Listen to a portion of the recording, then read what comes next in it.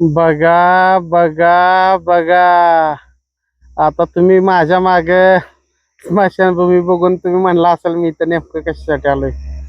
खरं तर एक धक्कादायक प्रकार आहे. मी आहे खर्शी गावामध्ये आणि खरं तर या खर्शी गावातल्या एका जवानाच्या कुटुंबियांना या गावातील काही लोक त्रास देत आहेत. नेमका काय प्रकार आहे आपण त्यांच्याशी विचारूया. दादा, काय सांगाल, काय नेमका प्रकार आहे, का तुम्हाला त्रास देत आहेत, काय विषय? विषय असा आहे की ग्रामपंचायतीने खरेदी 519 मध्ये केली एक गुंठा. त्यात एक मशानभूमी न बांधता 520 मध्ये म्हणजे माझ्या आजोबा वडील पार्जित जमिनीत त्यांनी बांधलेली मशानभूमी. आणि ती मशानभूमी बेकायदेशीर आहे. आम्ही प्रत्येक टायमिंगला तहसीलदार कार्यालयात म्हणणं आमचं मांडलंय. ग्रामपंचायतीने स्वतः कबूल आत्ता केलंय की ती मशानभूमी आमच्या हद्दीत आहे.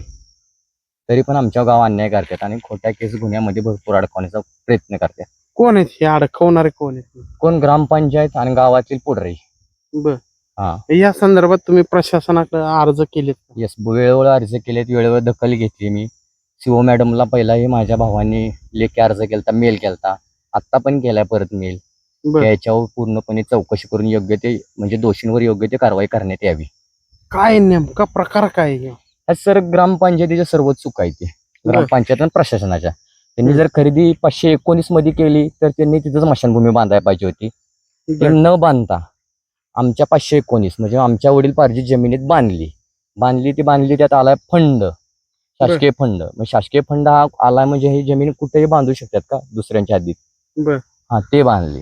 मग ह्याला आम्ही वेळोवेळी दखल केली. पहिले कोळेकर साहेब होते, त्यांनाही मान्य होतं की मशानभूमी अतिक्रमण मध्ये. त्यांनी तो निर्णय आमचा अर्ज बाद केला काही कारणास्तव. बर. बस, आता काय तुमच्याकडे पुरावे काय आहेत? आमच्याकडे सर्व जमिनीचे पुरावे आहेत. ग्रामपंचायतीने आम्हाला दाखला दिलाय पूर्णपणे की ती मशानभूमी 519 मध्ये एक पड अशी नाव आहे. त्या शेडची कुठेही नोंद नाही कागदपत्राला. बर, तुमच्या जमिनीच्या कागदपत्रावर त्याची नोंद आहे? नाही, नाही. अजिबात नाही. मग ज्यावेळी ही स्मशानभूमी बांधली त्याला जो निधी आला तो कसा आला?